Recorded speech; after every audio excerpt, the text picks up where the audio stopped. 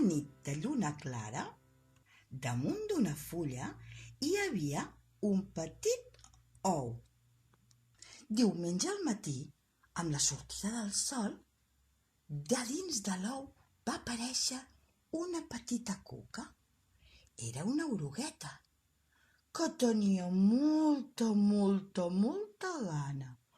Va baixar de la mata i tot just baixar va començar a caminar. Dilluns, tot mastegant, va travessar una poma.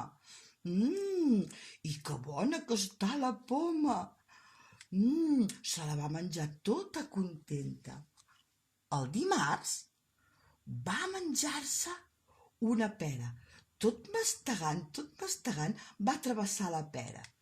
No pas una, no, sinó dues. Nyam, nyam, nyam, quina gana que tenia l'orugueta. I que bona que està la pera.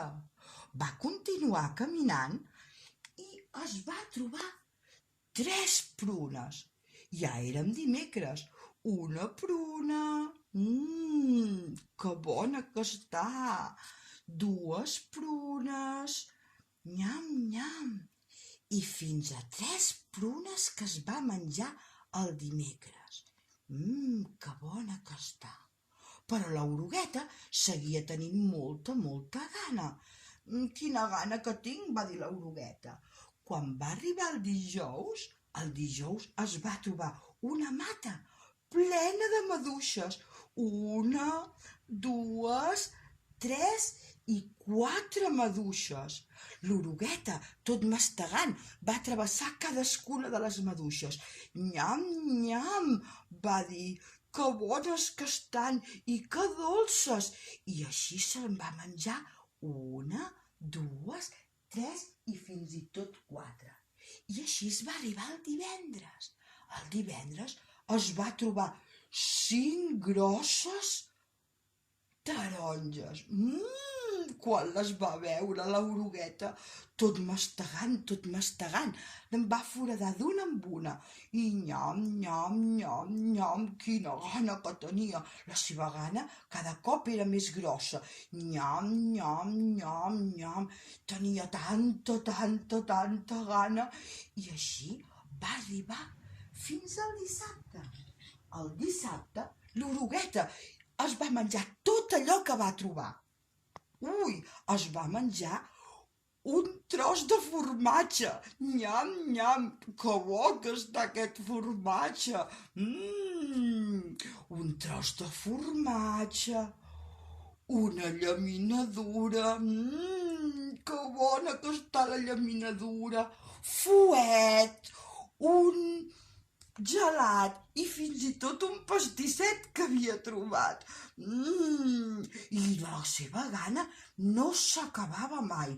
El pastisset, que dolç i que bo, i fins i tot tenia una cirera al pastisset. Nyam, nyam, nyam, va anar fent l'orugueta. Però aquell vespre va agafar molt mal de panxa. Ai, quin mal de panxa que tinc. El diumenge l'orugueta se'n va anar cap a una fulla i només podia menjar aquella fulla. La va travessar, nyam, nyam, nyam, nyam, quina gana que tinc.